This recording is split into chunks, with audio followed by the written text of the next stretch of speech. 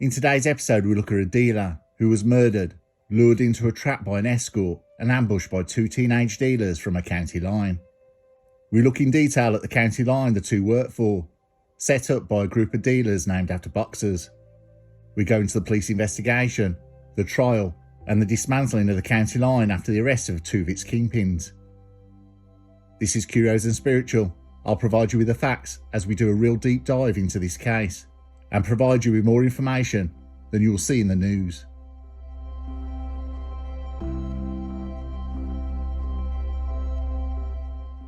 We go to Sheffield, March 2024. At the time through Sheffield and the previous year before, there was a mini turf war going through the area. Vicious attacks, dealers being robbed, beatings and stabbings.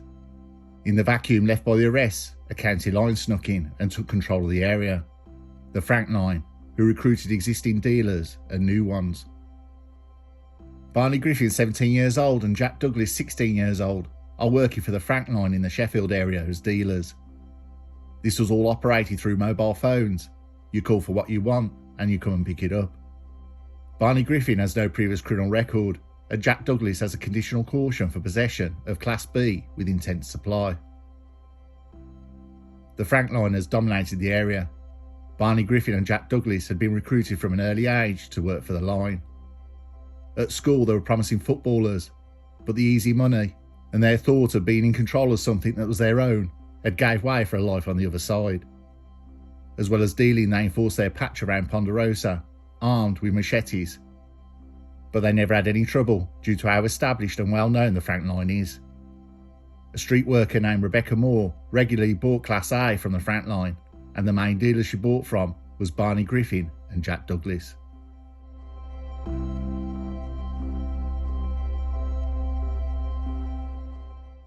So what is the Frank line? The county line, the Frank line, is named along with Bruno line and the AJ line.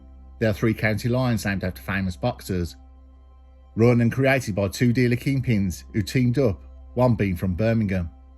But we'll come back to this and their fates a bit later.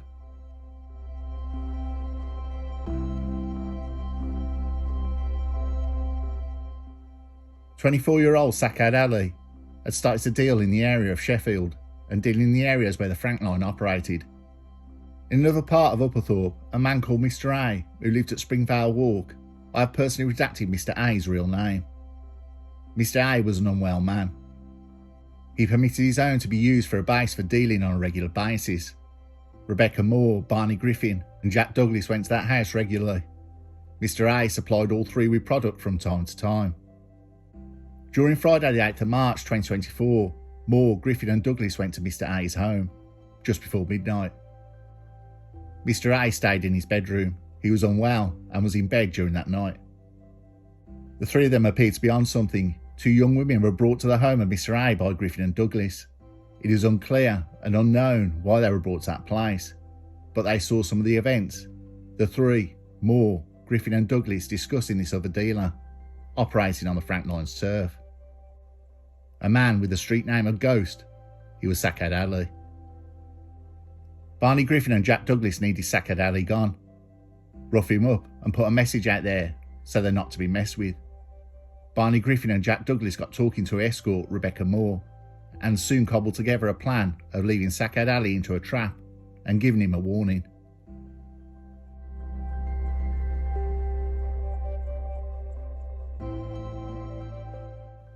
Sakad Ali was playing video games and relaxing at a friend's flat in the Netherthorpe area of Sheffield, South Yorkshire, on March the 9th, 2024. He got a phone call from Rebecca Moore around 4 AM. She convinced him to leave the flat and meet her at Ponderosa Park. Rebecca Moore was wanting to buy, and if he came out now, also the promise of an intimate encounter. Now, Ponderosa Park is not really a park, it's a large patch of green land. When the blocks of flats were being built and land was plentiful, on one side you had the flats, and then there's a wilderness bit with some very old dams. It was designated an open space by Sheffield City Council in 1993 to protect it from future developers. At Ponderosa Park, Griffin and Douglas were already there. They acquired knives and took these large knives to the scene with a view of violence being visited to Sakad Ali. Inside the park waiting was Rebecca Moore, and when Sakad Ali showed up, She lured him to a secluded area in the park. Rebecca Moore and Sakad Ali met on a path near a grass area and engaged in conversation for a short period. Seconds later, Griffin and Douglas appear, walking in the same direction as Moore and Sakad Ali. Griffin and Douglas then run up and commence the attack, pursuing Ali down the path and across the grassed area. Sakad Ali got out a knife, a very large knife. Sakad Ali made visible he was armed, but not wanting a confrontation, backing away, as it was 2-on-1. Griffin and Douglas were swinging and striking at him with equally big knives. Rebecca Moore remained and stood 30 metres from where the attack was taking place. She watched for a short while and then left the scene. Sakad Ali was shouting and screaming, and this was heard by nearby residents in the blocks of flats. One witness saw Ali trying to defend himself and recalls Sakad Ali saying, "All right lads, now I'm hurt, leave it." He was plainly exclaiming for him to be left alone.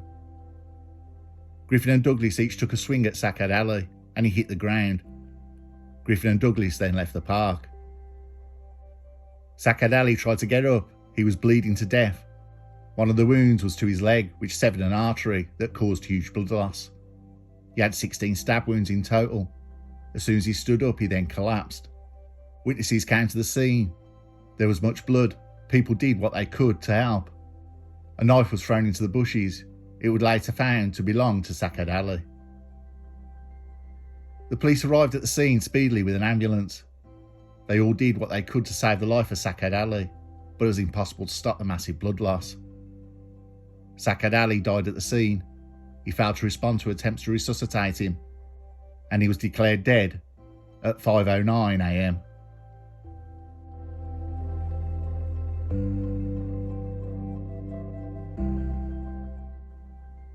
The post-mortem examination revealed a number of stab wounds, but the fatal one was to the leg that severed the femoral artery and vein. This caused huge blood loss, which means the deceased bled to death. There were 5 other deeply penetrating wounds. These would have been added to the blood loss. When the body was examined by Dr. Lum, the Home Office forensic pathologist, he gave evidence that he found barely any blood left in the body of the deceased. Such was the level of the blood loss. There was also a very serious injury to the elbow area, which cut right through his bone. This was caused by severe force. There were other injuries consistent with the deceased trying to protect and defend himself. Sakad Ali's phone showed messages of what he dealt, Class B, for a wide variety of Class A.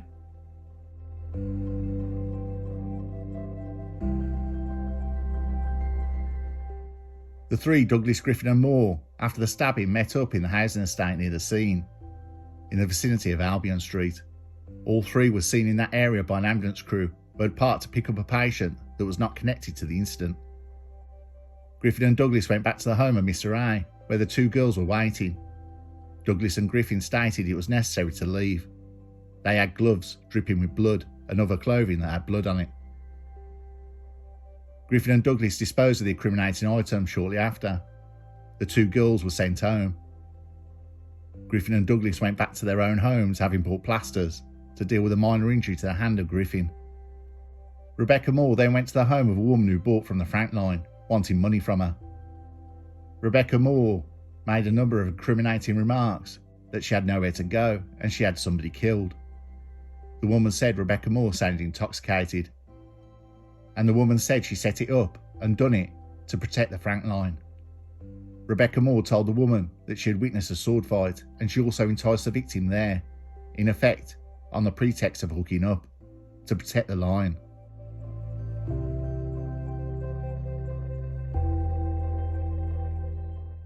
On Tuesday the 12th of March 2024, 3 days after the murder, Griffin and Douglas attended Sheffield police station voluntarily. They were arrested and later interviewed. Both of them made no comment replies in their interviews. Police from CCTV had identified Griffin and Douglas at the scene. The woman seen with them was identified as Rebecca Moore. An arrest warrant was put out for her. She was not at her address, and she was spotted by a police officer who stopped Moore and asked for her ID. The officer was pretty sure she was Rebecca Moore, but she gave a false name. While the officer was waiting for ID photo to come through to his phone, another officer confirmed that it was Rebecca Moore. She was arrested on the date the 12th of March. She denied she was a murderer.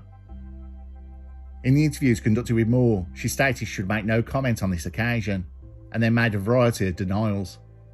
She then stated she had met Ghost, who was Sakad Ali's street name, and what happened in the park had nothing to do with her. She stated she had only just seen a little of what occurred. On remand, Rebecca Moore would not keep her mouth shut, and prison guards witnessed her saying, whilst in the showers with a fellow prisoner, was heard to be giggling, and stated she planned to use her mental health as a means of getting off the charge.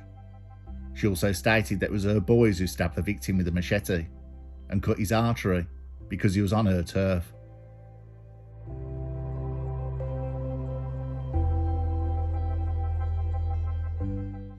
Barney Griffin and Jack Douglas pleaded guilty to Sakad Ali's murder, as well as the possession of a bladed article. The judge noted that both Griffin and Douglas, there were several points. The points for Barney Griffin were as followed: the fact he had no intention to kill the deceased, the guilty plea, the age and immaturity, the fact you were vulnerable to exploitation, you have not sought to evade responsibility. The points for Jack Douglas was his guilty plea, the fact he had no intention to kill, he suffers from ADHD and failed to take his medication, his age and maturity, the fact he was subject to exploitation, his progress in custody, and his difficult upbringing. The judge said there is no doubt both of you, Griffin and Douglas, were extremely good friends and have been so for many years. There is proof you have both been exploited by criminal gangs. The points for Rebecca Moore: you were an accomplice and you had an intention to cause really serious harm. Your role was to lure the deceased to the scene. You were part of the group and withdrew from the scene before the attack had finished. You were not involved in the actual attack. I've accepted the submissions about your lack of knowledge of Douglas and Griffin carrying knives. You are a prolific user and not a dealer. Your conduct in prison was pure bravado. I do not accept that. You were confessing your guilt in a brazen manner. The doctor stated there was a complex interplay of various psychological disorders in Rebecca Moore's case. This stemmed from a variety of poor upbringing and appalling lifestyle choices. The reason for the attack on the deceased was entirely due to Sakad Ali seeking to deal on the patch occupied by the Frank line. Dealing turf wars were spread through this case from start to finish. I accept the proposition that this line or supply enterprise was not something which any of the three established. Both of you, Griffin and Douglas, were dealers with the Frank line, and I'm satisfied that Moore was a user and not a dealer. In your cases, Griffin and Douglas, you have been friends for many years. Both of you are talented footballers. It's a tragedy you did not continue with that camaraderie and support of that sport. You are both immature and have a raft of problems in your young lives, as set out in various reports. Neither of you have previous convictions. I will ignore the youth caution.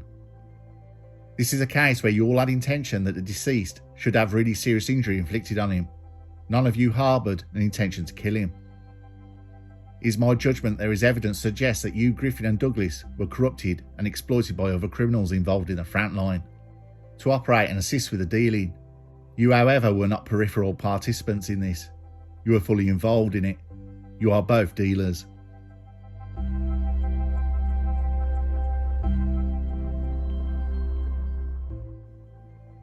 Passing sentence, Judge Richardson said the actual act of killing was perpetrated by you, Griffin and Douglas, but the murder was set up by all three of you.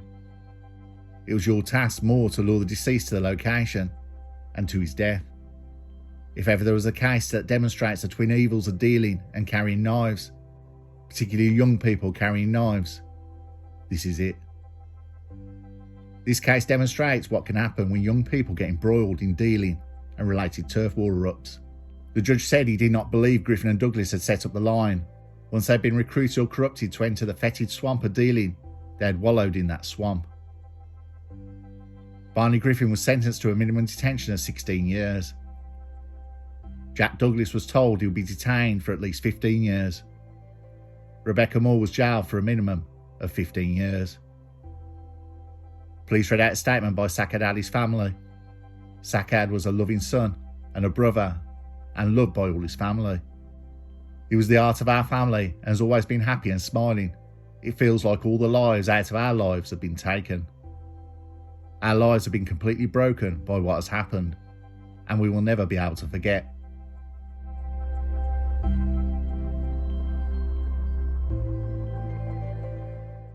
Two dealers were jailed and 3 drug lines named after famous boxers were shut down across the UK.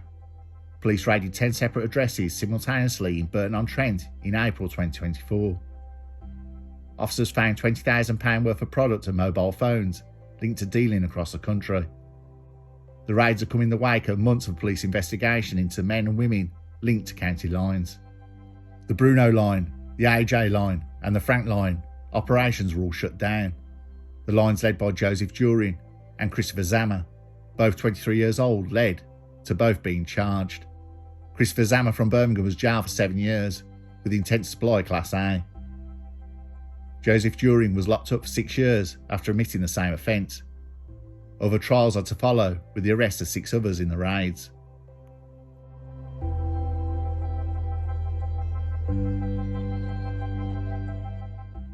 The history of the Frank line took a bit of digging, but like any of these county lines, you get rid of one and you have several smaller dealers fighting to be the next line. We have looked into horrors of county lines and how they recruit in previous videos. Addicts' homes are taken over and violence enforcing these patches, leading to prison, maiming and murder. The Frank line is gone, but it won't take long before it's replaced. You think in this game lessons will be learned, but this keeps happening more and more. The young attracted to it, like kids following the Pied Piper. If you jail all dealers operating now, there's going to be new dealers. And why? Because the users are going to create them.